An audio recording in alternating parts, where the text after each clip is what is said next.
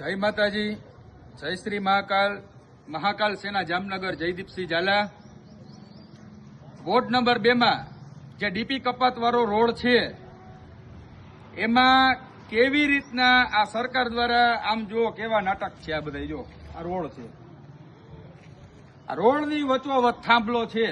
હવે આમાં રોડ બની ગયા પછી કોઈ માણસો ગાડી લઈને આવતું હોય, હોન્ડા લઈને આવતું હોય, 4 વ્હીલ લઈને આવતું હોય, એમાં ભટકાઈને મરી જવાનું। આમાં હાવ આવી રીતના હરામખોરો તમે આવી રીતના હોય।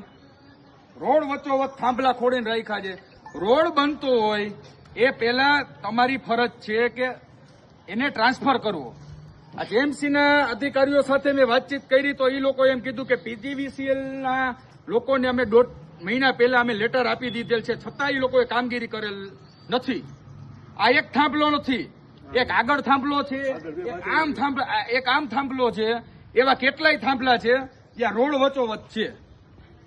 હવે પછી વળી પાછું આ લોકો પીજીવીસીએલ વાળા આ રોડ ખોદશે, વળી થાંભલો કાઢશે, વળી બીજે ક્યાંક નાખશે, એટલે વળી પાછો રોડ આ ખોદેલો રોડ વળી પાછો ને રિપેરિંગ કરવાનું।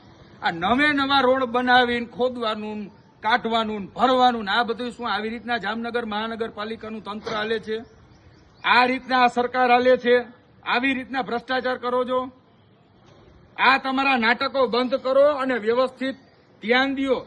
આ ચૂંટણીઓ આવે છે એટલે જલ્દીથી જલ્દી તમારે રોડ બનાવી દેવા છે, પબ્લિકના મત લેવા છે, બધું કરવું છે। આવા હરામખોરો નાટક કરો છો સાલાવ। આ વ્યવસ્થિત તમે કામગીરી પૂર્ણ કરો, પેલા થાંભલો ખસેડો અને પછી રોડના કામ ચાલુ કરો। આ જામનગરના તો ઓલા બધા ભૂતપૂર્વ થઈ ગયા, બધા આ મેયર ને સ્ટેન્ડિંગ કમિટીના ચેરમેન એ બધા ભૂત થઈ ગયા હવે। એટલે હવે આમાં કોને કેવું, ધારાસભ્ય ધ્યાન દે, આપણા જામનગરના સાંસદ ધ્યાન દે, કેમ કે બધા કોર્પોરેટર, મેયર, સ્ટેન્ડિંગ કમિટીના ચેરમેન એ બધા તો રજા ઉપર ઉતરી ગયા છે હવે। એટલે તમે બધા ધ્યાન દો। આ મ્યુનિસિપલ કમિશનર સાહેબ તમે ધ્યાન દો। આ બધું જોવો કેવા નાટક હાલે જાય જામનગરમાં। જય માતાજી।